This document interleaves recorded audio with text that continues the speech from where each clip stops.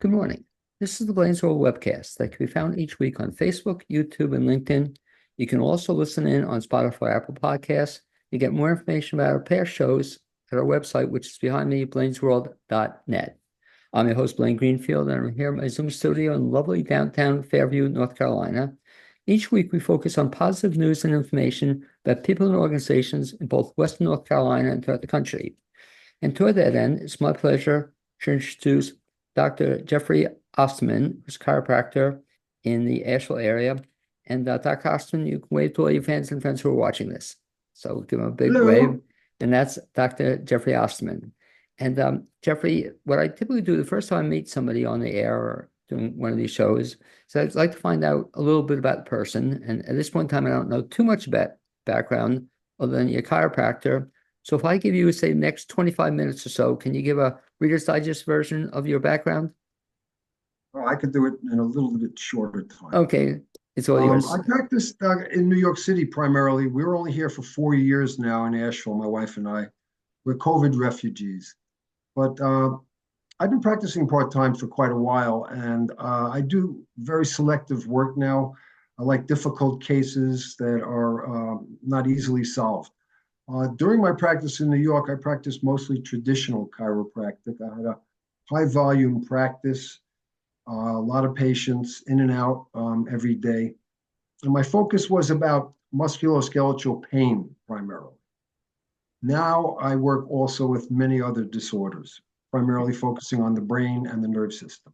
And let's go back a little bit. So you mentioned New York. Is that where you're from originally? Yeah, I grew up in New York, mostly in Brooklyn, but I practiced in Manhattan. I had two offices on the Upper West Side of Manhattan for a while before my second office was just a few blocks from there. And when you were a kid growing up in New York, did you always know you wanted to be a chiropractor? No, No. I decided to become a chiropractor after I had already had a degree in cinema. Oh, And quite a I switch. actually needed chiropractic at the time, and that's kind of led me to investigating it and eventually deciding that this is what I wanted to do. I didn't like the way you had to get work in the film world. So It was very hard to find a good job. but that's quite a shift, though. So you've been a study for cinema, and then you decided to go to school for chiropractic. Was that it? Yes. And I've always been into health. Okay? That was always something that I had been interested in. And, during the whole time I practiced, I was very active in sports. I ran 18 marathons and probably a couple of hundred races during that time. Everything from a 5K to 20-mile races and marathons, etc. Do you still And run? during that time, I also got to treat a lot of I marathon. can imagine. Yeah, that we became friends. So do you also run still? I do interval training now on a treadmill primarily in our house.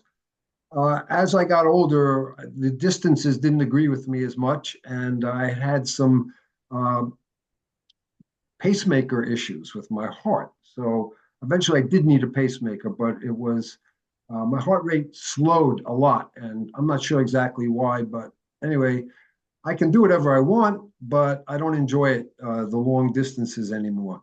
So I cross train. I bike. I do intervals. We have a rower. We have a little gym in our house actually. So I love that. That's a great way to get business. So become a chiropractor and give out your cards as Rent you out the gym space at the same time, right? yeah, but also as you're running the marathons, when you run the marathons, just give out your card to anybody you're running with, or if you're Well, I used to run, Osterman Chiropractor. Oh, did you really? I did 1 year actually. Okay, it makes sense to let people know what you're You doing. get some good publicity. I imagine so. And if you're in pain, come see me. So you then after cinema, you went to school for chiropractic. So that was interesting because you started not right after college. How old were you when you started your practice?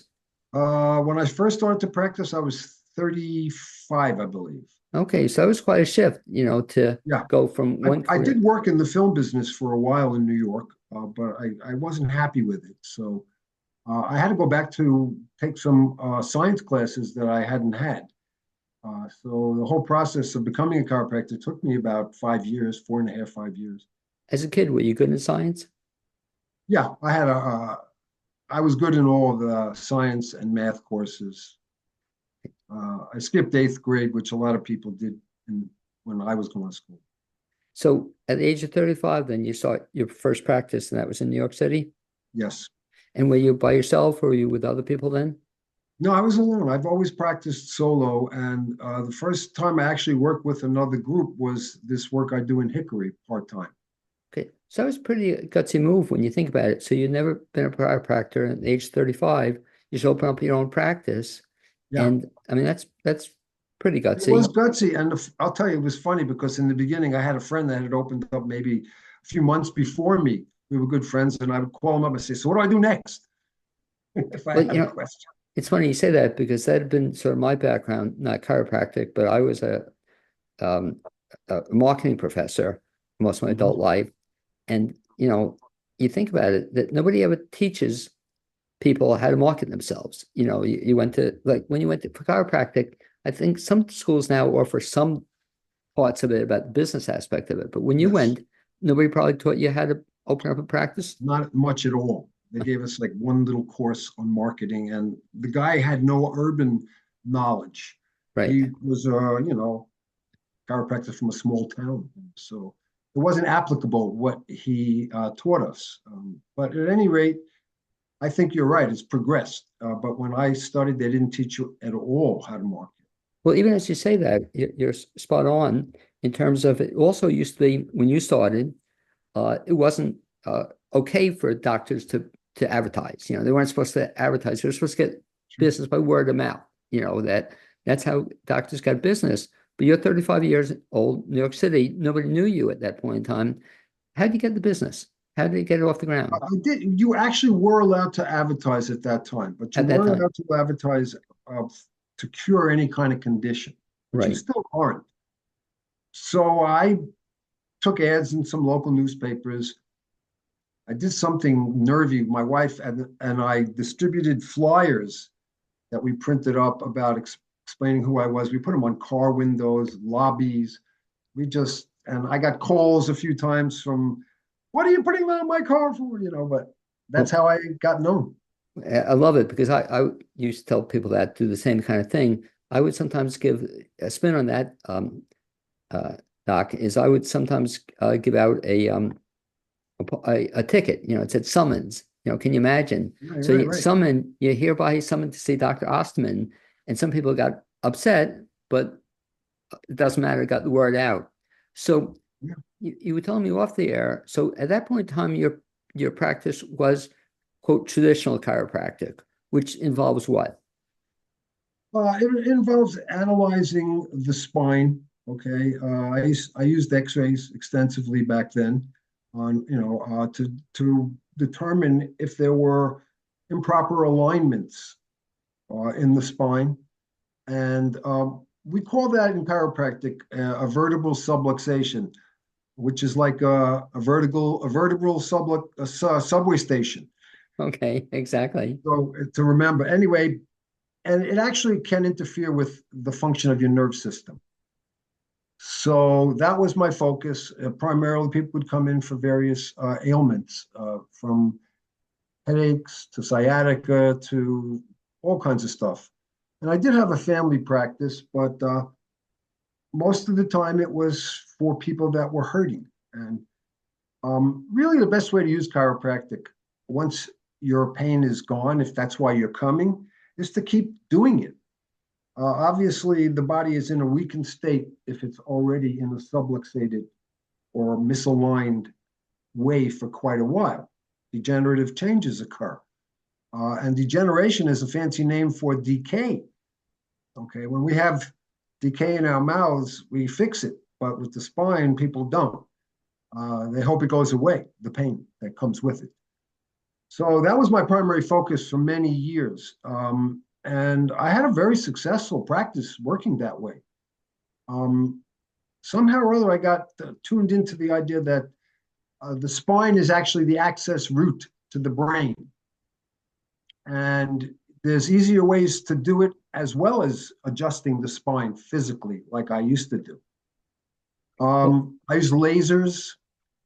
I use other vibrational devices. I use many ways to stimulate what I call co-stimulate, actually, the brain. And we do it so that the brain can actually start to function better. Well, And well, hold on that just a little bit. Let me just go back to where we were. maybe I'm So, getting ahead of myself here. okay, well, just because I want to talk about that, but you were talking though about the idea of seeing a chiropractor, and I think you did a very good job explaining to me, I think, then the concept of an adjustment, because a lot of people wonder, why once you're feeling better, and I'll have you talk a little bit about that, the need for continuing to see a chiropractor, not every day, but that's where the adjustment comes into play. And how Right. important is that to be getting adjusted on a regular basis, Well, we used to break it down back then to three phases, okay? Corrective right? and rehabilitative and maintenance, okay? So when you get to a point where you can really like push your adjustments back, sometimes I would have to see people 3 times or more a week when they're in a really acute stage. But eventually, if they can be seen once every couple of weeks or once a month, they can maintain what they already have. But if you're not in a kind of almost fixed state, you're not going to really be able to maintain anything. So mention One of the then, objections people have, we right? might bring this up, is why do people have to go to chiropractors so long, and do you have to go for the rest of your life? By the way, let me just stop you a second. Let me ask you the question. So why do you have to go to chiropractor so long and for the rest of your life? Thank you. See, I'm reading your mind. I I know you know would. we'll have you switch here. You'll Um, take my role, but go ahead. well, the reason you should go for the rest of your life is because you don't always know when your spine gets out of alignment. Okay. And if you only rely on pain, on the symptom of it, then you can go for periods of time without realizing that you've compromised your health in some way by doing that. We don't always know how it's going to occur, but if you're only relying on the pain and you're just having treatment when that occurs, you're not using chiropractic to its best abilities. How do you know the spine gets out of alignment? Well, in the old days, I used to use X-rays, Okay, and they're still very popular. You can use MRIs, but most of the time, people can't afford to just sure. spring for 1,500 for an MRI. So I do a lot with palpation, and I measure the body. I'm very good at reading the body at this point in time. Um, and that, after X-raying for so many years, I just decided I didn't want to give radiation to people anymore. So I stopped. Had that been a problem that people were getting too much radiation? No, it was never an issue. It was more something that I felt chiropractic is a natural healing technique, and X-rays um, aren't the best thing for you. And that's a euphemism. Um, So you did that for a whole bunch of years in New York. What got you to the Asheville area?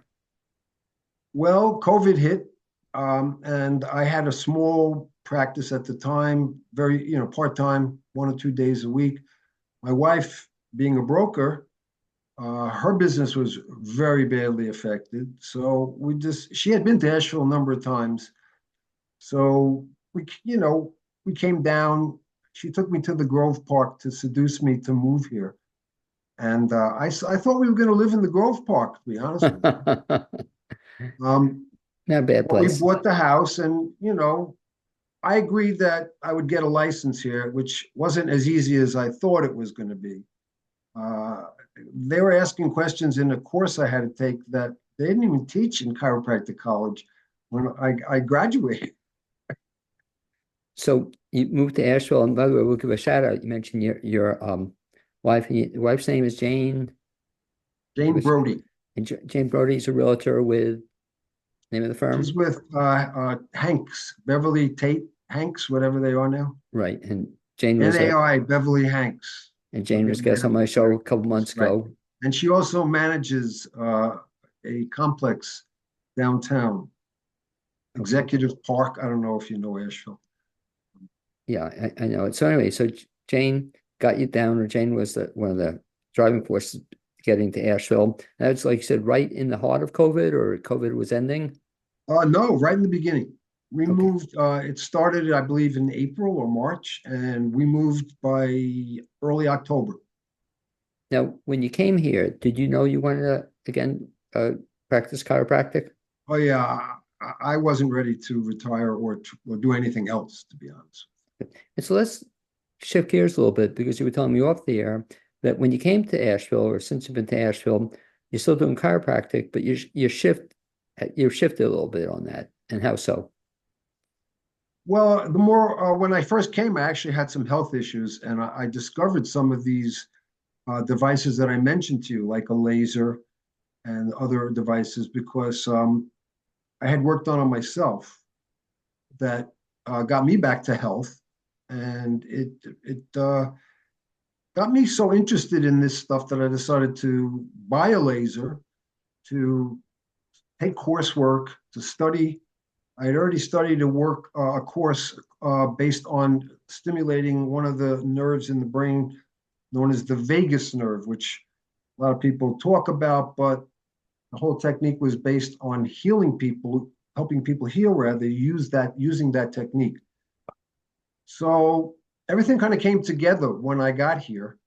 And I was using this technique, which is also known as Catman, named for the two people that pioneered it. And I started using the lasers based on what I had discovered on my own health. And I still work with musculoskeletal people here too, but I'm not anxious to do that. I'd rather work with people that are coming for reasons that they understand chiropractic and want to use it to correct and maintain their health. Well, you mentioned though the laser. So explain how that works or what that does. A laser actually just stimulates the cells to produce energy. Okay. There's a component of a cell called a mitochondria. I don't know Right. if you remember this from science. Put me on the They spot. produce the energy in your body, okay, called ATP. Right. At any rate, chiropractic and the laser particularly helps the cells stimulate more mitochondria. More energy means more healing, and it also means more vitality. Because you also mentioned too, aside from the adjustments and the quote traditional chiropractic you do, you also are working on some brain issues. And are you going more than just Well, that's traditional where I use the chiropractic? laser a lot. The laser I use is a small handheld device. It's not like the laser from Goldfinger that, there are two types. One is a thermal, which those kind, they give off heat, industrial use, battles, they're putting them on ships. And there's the medical that don't give off heat, but they actually stimulate the production of mitochondrial ATP. Okay. And we know how to focus it on different parts of the brain to create solutions for the brain. And what kind of solutions? By solutions, I mean you're getting the brain to start to recognize what's going on and start to heal itself. Fascinating what you're asking, because when I came into practice, I think that when they were teaching back in the old days, that the brain doesn't heal itself. Right. And the same thing with the spinal cord.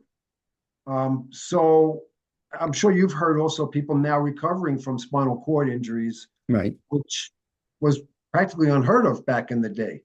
But anyway, now we know that the brain can heal itself.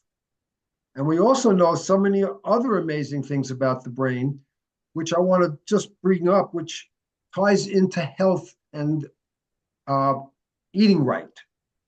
Proper nutrition is essential for your brain to work right. It's interesting. Let me just jump in a second with your point is that who would have thought that a chiropractor would ever be teaching about nutrition? Yeah, It wasn't your field, but it is your field. yeah. Well, one of the reasons is that the gut tells the brain what to do, what chemicals to produce. We used to think it was always the other way around, but 90% of the communication is going from the gut to the brain, not the other way around. which if you think about it, if you're not putting the right stuff into your body, it is going to cause a problem. And one of the main mechanisms, I don't want to get too into this technical, Right. but I don't know if you've ever heard of what they call the blood-brain barrier. It's Go in the ahead. Yeah. intestinal tract, and it can get pierced across. All the cell, your entire intestine, which is the size of a football, a tennis court, it's only one cell thick. If they unrolled it, it would be the size of a tennis court, but the whole thing is one cell thick. So it's susceptible to getting penetrated. And if it gets penetrated, it goes into your blood, toxins, other things, and goes to the brain. What's interesting, what you're saying is talking about the change in chiropractic, change in medicine in general, is so it's more than just doing an adjustment for somebody. You could always do an adjustment, but you're saying Right. there's so much more involved, the person getting healthy. Yeah. And you have to really, the adjustment is not always the right thing for a person. If I see somebody that's very chronically suffering from a chronic condition, they've had it for many years, they probably won't get much adjustments from me for a long time, if at all. Their body can't take the physicality of like a cracking adjustment, Right. So you have to introduce it in a more gentle way that their body can understand and interpret correctly If I and can, use it. let me put you on the spot talking about the brain. And I don't know if you've worked with people who are athletes, but have you worked with athletes who get hit too many times in the brain? Either I football, haven't had any boxers, no, but but football players. since I've been here, I haven't had any athletes. But up in New York, I primarily worked with runners. So I don't have the experience with like athletic injuries like football, contact injuries like that. Because that's a factor, though, that, and their Oh, chiropractic. there's no question. If you get hit a certain way, it's going to put your spine out of alignment. Yeah. And one of the reasons it becomes a chronic condition, because all the bones in your spine are connected by ligaments, what we call, and when the ligament is damaged, it takes longer to heal than a fracture. Okay, so this is an ongoing occurrence when the spine gets out of alignment, which is why it takes time through the adjustment. If you're doing the osseous physical adjustment, even for the body to heal from that. Who's the ideal person who should be seeing you? Everybody. Okay, but No, everybody should be getting their spine checked. And if they have any kind of nerve issue, um, they should be going to the right chiropractor. Unfortunately, chiropractic has bastardized itself with selling adjustments at places I don't want to mention by name, where they don't even examine you. They just throw you on a table and adjust you the same way they adjust every single person that comes in there. I don't want to get sued.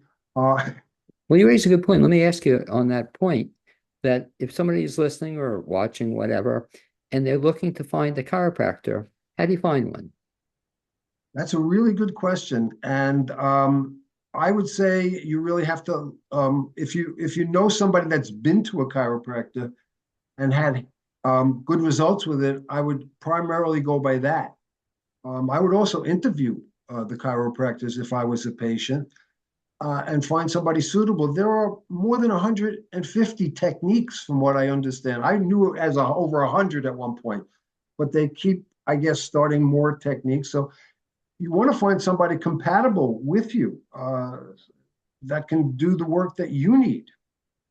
How about the idea used to be almost a scary thing to be cracked by a chiropractor? Do chiropractors still Patients are crack? still, yeah, that's what I meant about the osseous physical Right. adjustment, the cracks. Yeah. Some people still freak out about it. I have other people that love them. So do you crack some patients if they want it? I do some some adjustments that do cause that old time crack. No, I was lucky, Dr. Osterman, when I used to see a chiropractor in Bucks County, Pennsylvania, she also tied into a massage therapist. I don't know how she did it, but it was great. I'd see the chiropractor, And I'd get a massage right afterwards. It's like Yeah. the best. It was an hour massage, and No, I somehow, agree. don't ask me how she did it. It was covered by insurance, and so I went there a long time. I loved her. She was great on the adjustment, but I loved the massage. Yeah. Yeah. It depends. The place I work in Hickory, we also offer of the modalities. There's an office that has massage. We offer, like I said, acupuncture, chiropractic. We use a device called the PEMF, which actually is it's a magnetic pulse stimulation for the brain. Um, and I use laser, we use lasers, et cetera. So we're doing some advanced stuff over there. I wanted to talk quickly about children while I'm thinking about it, because you asked what's the ideal chiropractor. Right. Well, a lot of times children could have developmental issues if reflexes that are called primitive reflexes that they're supposed to grow out of, usually about a year or even less of age, sometimes a little longer. If they don't outgrow these reflexes, they don't allow the brain to completely develop at its best. So we find that in children that are lacking full development, frequently we can help them by overcoming some of these primitive reflexes. I recently had twins I worked with. They were identical, and one was like progressing really well, and the other one was a little slower. He wasn't pulling himself up, etc. Well, I gave him a couple of adjustments, and he normalized completely compared to his brother. It was a great comparison because we had, one of the twins was what we would say is normal development. The other one was lagging behind. And Is we there an did age, find some of these primitive reflexes. is there an age limit at which time parents should consider taking their child to a chiropractor? I adjusted and checked my children after birth. Okay, the birth process can be difficult on the neck of an infant, particularly an assisted delivery using forceps Right. or pulling and twisting. There can be a tremendous amount of force. So I always like to check children after birth if possible. My kids were checked, and they had a very gentle delivery. And if they don't need anything, we leave it alone. But we want to make sure they're okay. So the age range, though, you mentioned at birth, but you've had other kids in school, like in elementary school, and you work with Oh yeah, kids I that had young. at one point probably about 25-30% of my practice were children from parents. I had one boy, and he was recommended to wear braces, leg braces, and his parents, asked me what they should do. They were both patients. I said, let's give it a try. Take them off and let's adjust them. And he got, he never needed the braces, P.S. after that. And he became a competitor in skateboarding. Really? Wow. Who would have thunk? So the other extreme, so what's the oldest age of folks who've seen Well, I'm you? treating people in their 80s and 90s now, Really? currently in Hickory. Yeah. And so talk about your practice. So you were telling me off the air. So I guess you have these two practices going on. So you operate out of your house, is that correct? Yeah, I work out of my house in an office I have here. And one of the things I also love about Hickory is I don't have to, they get all the patients for me. I was going to say, yeah. I go there, I work, I don't have to schedule, I don't have to collect the money, I don't do with the insurance, which I did forever. I mean, I didn't work alone most. I had what they call chiropractic assistants with, in my offices. But since I went part-time, I worked by myself. But I really enjoy the fact that I don't have that kind of stress. So now you're in the Asheville area. So we'll talk Right. about the two things you do. So one, you have practice operating out of your house. If folks want to find you or locate you or get in touch with you, what's the best bet? To call me. My number, I'm easily accessible. I'm at 27 Beechwood Road in Asheville. Dr. Jeffrey A. Osterman, chiropractor, and 646-339 6353 is my Uh, phone number. I'll repeat that again. Always, the phone number was what? 646 339 6353. Do you also have a New York website? and in Ashland. New York. The toughest thing, Jeffrey, was coming to Asheville and pronouncing you all, without a New York accent. I still have the New York accent. So do I'm you have working on it. exactly, do you have a further information? Do you have a website or a Facebook page for more information? I'm not currently using a website because it was from my practice in New York, Right. and I didn't put another one together since I wasn't sure how I was going to practice here. Um, I got to be honest, I've been a little lazy about starting a practice here. And this is going to be part of my jump start. Okay. Well, you also mentioned though too, and talk about how you found that you're also practicing at Hickory. Did they find you? You find them? How'd you get there? We were introduced, the doctor there, Dr. Elizabeth Beadle, and I at a seminar that we attended together. And the mutual friend that introduced us suggested me to her since she was looking at developing a neurological practice. So I helped her start it, and we've been doing it now for about a year and a half. Now, like you said, they didn't teach you this in chiropractic school, but the nice thing about that is that you just are being a chiropractor, you're not having to do everything else in the world. Yeah, I love it. My attention is totally for the people, and like I said, there's no distractions. Talk about down the road, 5 years from now, or even do 3 years from now, a year from now. What do you Yeah. see? What do you see yourself doing? Well, I see myself continuing to do what I do and just trying to expand it. Um, I'm more interested in building a type of concierge practice down the road here. People that are coming on a regular basis that understand what I'm doing and understand why they're here and recognize the value of that kind of treatment coming once every whatever 2 weeks, 3 weeks, a month, 1 week. Um, I think ideally no more than 2 weeks should go by before a person gets checked, and I'd like to have significant, maybe a couple of maybe a dozen or 2 dozen people uh, that I would accept that way and work with. I'd be happy to work with people if they could work with me. And the nice thing, and back to what you were saying before, to interview the chiropractor, and just we'll conclude on that point. You're saying it's good to ask your chiropractor questions. What kinds of questions should you ask a chiropractor or potential chiropractor? Okay. First of all, you should find out about what type of technique they do. Is it a gentle or non-force type technique, or is it more of a strong adjusting technique? When I get adjusted, I like the old traditional stuff, but not every. My wife doesn't like it as much as Right. I do. And I would also recommend that they ask, do they treat families?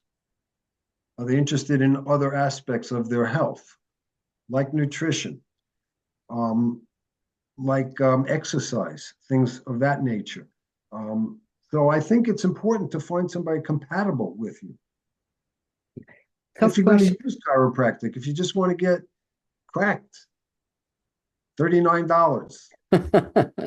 Question. I don't know if it's proper or not to ask a chiropractor this, but as you said, if you get a referral from somebody, that's great.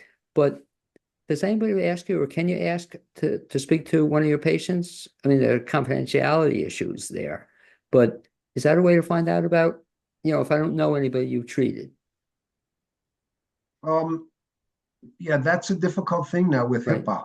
Um, the bottom line with that was I would have to ask the patient Right. if the patient was willing to discuss her case or, just what I do with the other person. But it's very crazy now with HIPAA. You have to be very careful about mentioning anything unless it's the spouse or maybe the son or daughter. Because I would be the exception, Dr. Osterman. I would tell my chiropractor, feel free to give my name out to anybody, because she was that good I Mhm. enjoyed working with her so much. I want to tell the world about her, which is for you the best kind of patient to get, that Absolutely. somebody tell everybody about you. So you want a concierge practice, operating, working with a couple people. Um, Interesting. When do we get the first book? Are we working on your You book? know, I've thought about that, but I haven't been motivated to write a book yet. Maybe Okay, sometime. in your spare time. Anyway, Dr. Osterman, I'd like to thank you for being my guest edition of the Blaine's World webcast. I'd also like to thank my producer, Cappy Tassetti, and hopefully we'll see you sometime in person down the road. Yeah, I appreciate you having me on, and thank you for having me. I hope I was able to convey some important information to the viewers and listeners. Well, I think you did, and I think you gave some good advice also on how to find a chiropractor and how to get the right person to work with. And at that point in time, we'll see you Yeah, if sometime they're down not the road. sure, they can always call me. Well, okay, by the way, by the way, the one thing I will tell you, the good thing is I don't see you though giving out flyers anymore. You're out of the flyer business. No, no, I'm beyond that point of my life. Okay, man. Thanks a lot. Um, yeah, thank you so much. Okay, be well.